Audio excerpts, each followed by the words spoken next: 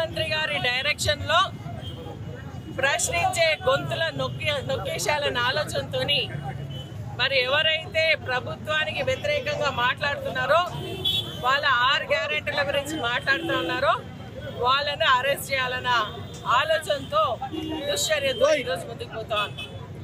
హరీష్ రావు గారు కానీ కేటీఆర్ గారు కానీ మరి ఎక్కడ ప్రజా సమస్యలు ఉంటే అక్కడ ఉండడం జరుగుతుంది. వారి తరఫున ప్రభుత్వానికి వాళ్ళ వాదనను వినిపించడం జరుగుతుంది. ప్రజలకు సంబంధించినటువంటి అంశంలో వాళ్ళు కీలక పాత్ర పోషించడం జరుగుతుంది కాబట్టి వారిని ఏ విధంగా అయినా చేసి కట్టడి చేయాలన్న ఆలోచనతో ఈరోజు అక్రమ అరెస్టులు చేస్తూ ఉన్నారు. దాన్ని మేము తీవ్రంగా ఖండిస్తూ ఉన్నాం.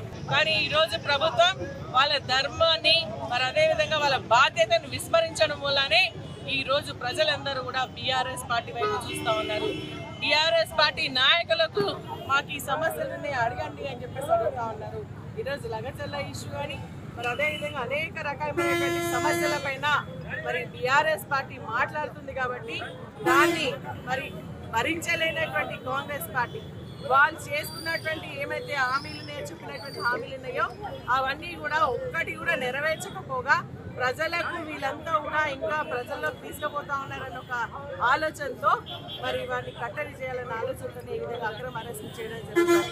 ఈరోజు పోలీసు కూడా నేను వారికి డిమాండ్ చేస్తా ఉన్నాను, వారికి చెప్తా ఉన్నాను, హెచ్చరిస్తా ఉన్నాను. ఏంటంటే మీరు మరి న్యాయం ధర్మం చూడండి. తప్పు లేకున్నా కూడా వారిపైన అక్రమ కేసులు చేసి మరి స్టేషన్ బెయిల్ వాళ్ళకి ఇస్తున్నారు, మమ్మల్ని ఏమో బీఆర్ఎస్ పార్టీ వాళ్ళనేమో జైల్లోకి పంపిస్తున్నారు. న్యాయమా ధర్మమా?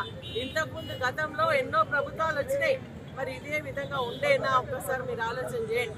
బీఆర్ఎస్ పార్టీ ఫ్రెండ్లీ పోలీస్ అని చెప్పేసి అందరినీ కలుపుకుంటూ పోయి మరి ఎవరు కూడా ఇబ్బంది కాకుండా చూస్తే ఈరోజు పోలీస్ని అడ్డం పెట్టుకొని మరి కాంగ్రెస్ పార్టీ దుశ్చర్యకు పాల్పడుతూ ఉంది. దాన్ని తీవ్రంగా ఖండిస్తా ఉన్నా. మరి అందరూ కూడా హెచ్చరిస్తా ఉన్నా, మీ ధర్మాన్ని మీరు నిర్వర్తించండి, న్యాయబద్ధంగా నిర్వహిస్తే మేము కూడా కోఆపరేట్ చేస్తాం. కానీ ఈ విధంగా అక్రమ అరెస్టులు చేసి పోలీస్ స్టేషన్లో పెడితే మేము మాట్లాడమనుకుంటే మా కార్యకర్త ప్రతి ఒక్క కార్యకర్త ఒక కేసీఆర్ అవుతాడు, ప్రతి ఒక్క కార్యకర్త ఒక హరీష్ రావు అయితే, ప్రతి ఒక్క కార్యకర్త ఒక కేటీఆర్ అవుతారు, ముందుకు పోతారు, మిమ్మల్ని అడ్డుకుంటూనే ఉంటారు. మరిన్ని వీడియోస్ కోసం ఛానల్ ని సబ్స్క్రైబ్ చేయండి. లేటెస్ట్ అప్డేట్స్ కోసం వాట్సాప్ ఛానల్ ని ఫాలో అవ్వండి. ఆ లింక్ డిస్క్రిప్షన్ లో ఉంది.